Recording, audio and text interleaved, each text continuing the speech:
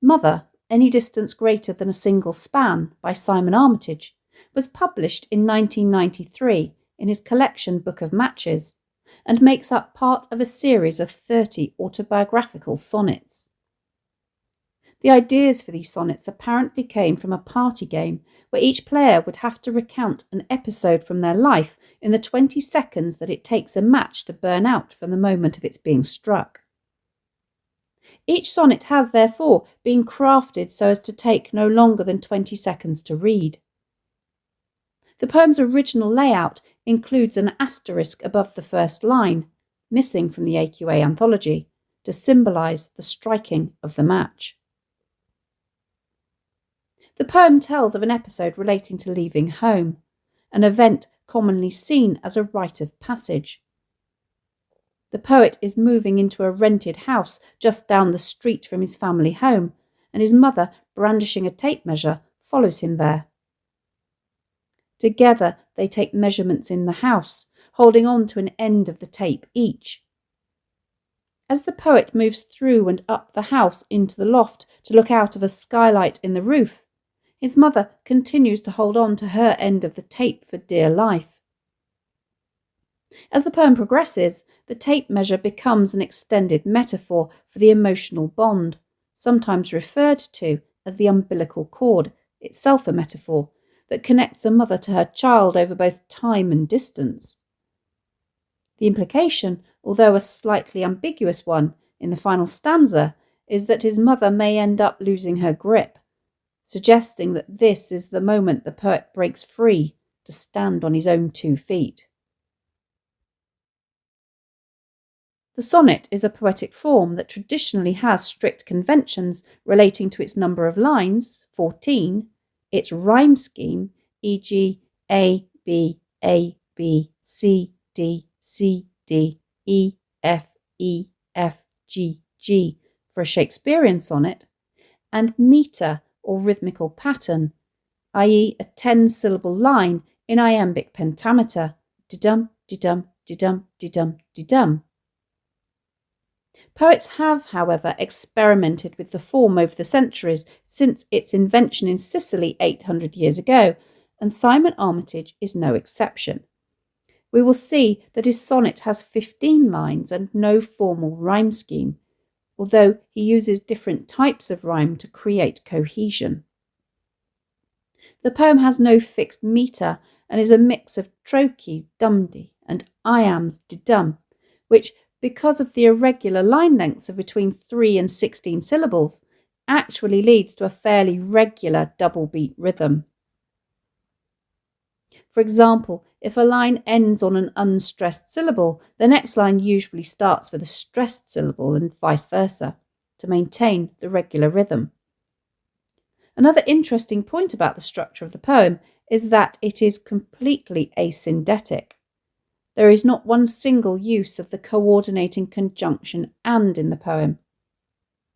Sentences contain instead multiple phrases linked by commas.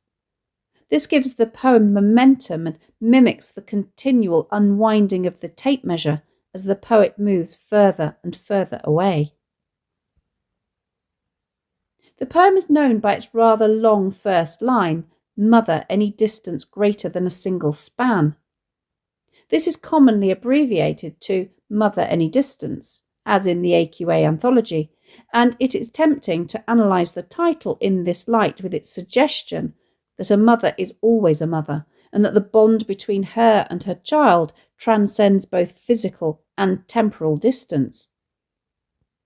Although this reading of the poem can be justified, in that his mother tries to hang on to the bond between them, embodied in the tape measure, over both time and distance, this may not have been what the poet originally intended, as he himself, in a reading of the poem available on YouTube, does not give it this abbreviated title, but rather refers to it as being an untitled sonnet. This analysis should therefore be made with caution. The poem begins with the lines, "Mother, any distance greater than a single span requires a second pair of hands." The word "mother" here is an example of an apostrophe, a technique where a speaker directly addresses someone or something who is not present or which cannot respond in reality. With this statement, he is on one level letting her know that in a practical task, any distance greater than that which one person can reach by themselves, the distance between one outstretched hand and the other, requires the assistance of another person. His use of synecdoche in the second line, effectively reducing his mother to a pair of hands, perhaps symbolises her defining role in his life, which has been to support him. And the support she is giving him now is, as he moves away from dependence, always being within arm's reach, to independence. The fact that he uses forced or oblique rhyme, i.e. span and hands, rather than single rhyme, enhances the idea that the two of them are no longer a complete unit, as they once were, and that they are beginning to diverge from one another. The items that they begin to measure, the windows, pelmets, doors, are initially very mundane, although as the list continues on to the next line, he goes off on a poetic flight of fancy, using hyperbolic metaphor, the acres of the walls, the prairies of the floors. This technique, in conjunction with asyndeton, not only suggests that he finds the prospect of moving out daunting, as the images evoke never-ending and increasingly expansive areas, but simultaneously that it is an exciting adventure. Prairies are large open grasslands in North America and are associated with the lawless frontier, where pioneers and settlers arrived in the 19th century to stake their claim on virgin soil. There's an implication that this first step into independence is a gateway to the exploration of exciting and perhaps lawless new worlds. The second stanza begins with "you at the zero end." Literally, she is holding on to the end of the tape measure where the zero is, while he unwinds the tape to take the measurement. Metaphorically, she has been there, connected to him for the whole of his life, from year zero. The poet briefly reverts to the mundane once more, while he is recording length, reporting meters, centimeters back to base. His use of a metaphor to describe the way he gives his mother the measurements as reporting them back to base suggests that she symbolises security to him, but that also she is in a position of authority. Not only is she something to go back to, but she is also above him in the chain of command. He then leaves up the stairs, a significant moment as he ventures even greater distances away from her. Armitage fully establishes the metaphor of the tape measure as a measurement of the passing of time, with the image of it unreeling years between us. The numbers on the tape no longer relate to meters and centimeters, but to the years that have gone by as he has grown up. Lines 5, 6 and 7 are linked through weak or unaccented rhyme, both at the ends of lines and internally in the words recording, reporting, leaving, feeding and unreeling. Note also the assonance with the or sound in recording and reporting, as well as with the e sound in leaving, feeding and unreeling, in conjunction with the extensive use of the present participle, enjambment and asyndeton. At this point in the stanza, these techniques combine to not only give the poem a sense of cohesion, but also a forward movement, reflecting the idea of the poet moving away from his mother. Line 5 breaks the regular rhythmic pattern that Armitage has established. You at the zero end, me with a spool of tape recording. Dum-dee, de-dum, de-dum, dum-dee, de-dum, de-dum, de-dum-dee. As you can see, in the same line, there are two instances where Armitage has substituted a trochee when an iamb would have maintained the rhythm. This results in the words you and me both falling on a stressed syllable, which puts emphasis on these words. This stress highlights the positioning of mother and son at each end of the tape, and perhaps communicates the unspoken defiance that each one has in staking their claim. Armitage uses two single-word minor sentences, anchor, kite, to finish the stanza.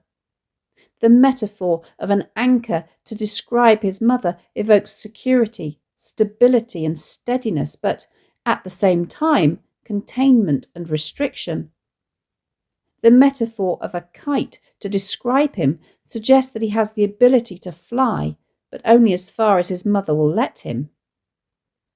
The time has come when his mother's steadying influence and provision of safety is no longer required or desired, and has instead become restrictive.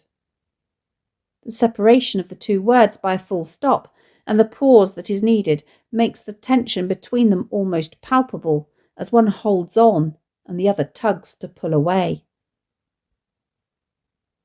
As he reaches the upper floor, the metaphor changes as he spacewalks through the empty bedrooms, which perhaps symbolize a future that is yet to be fulfilled.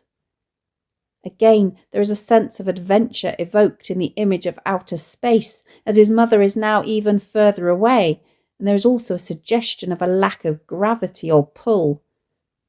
Perhaps her influence is decreasing the further away he gets. He is still tethered to the mothership, though, although this connection becomes more and more tenuous as he climbs the ladder to the loft, until it reaches breaking point where something has to give. This short, three-syllable line, which stops almost as soon as it begins, pulls the rhythm up abruptly and communicates pressure, tension, and a crisis point where someone or something has to immediately give way. This tension can also be felt in the first three lines of this stanza not having any type of rhyme to bind them together. His mother is desperate to hold on until the very last, though, as her fingertips still pinch the last 1/100th of an inch. This is a minute amount and indicates her desperation and sheer determination to keep holding on. The sibilant internal single rhyme of pinch with inch highlights the tightness of her grip. The ellipsis is ambiguous and could suggest a number of things. Do his mother's fingertips finally lose their grip on the tape measure, and as they do, her metaphorical hold on him slips away? Or does she maintain the tiniest connection with him? The final lines recount the poet reaching towards a hatch that opens on an endless sky. Note the consonants of reach and hatch, which picks up the ch sound at the end of pinch and inch, adding to the poem's sense of cohesion. He has found a skylight in the roof and opens it. The endless sky that he can see perhaps symbolises the endless possibilities ahead of him in his future. The use of the word hatch to refer to the skylight, with its connotations of baby birds breaking out of their eggshells, sets up the final image to fall or fly. He is about to metaphorically leave the nest, and one of two opposite outcomes awaits him, the starkness of which is emphasised not only by the fricative alliteration of the f sound, but also by the short four-syllable line which has a single rhyme with the previous line. Will he fail, or will he succeed? As remarked at the beginning, Armitage does not stick to the formal conventions of a sonnet. The fact that there are 15 lines rather than 14 is not because he can't count. The choice to have an extra line is a deliberate one, so we need to think about what he is trying to communicate with this. If we look at the 15th line, which is effectively outside the form, we can see that it refers to a future which has not yet happened and which is therefore outside of the narrative of this episode and is perhaps a subject for future sonnets.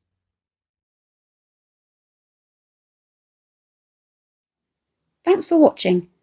If you have any questions, please let me know in the comments section below and I'll do my best to answer them. Don't forget to subscribe to my channel for more videos on English language topics and exam techniques and English literature texts.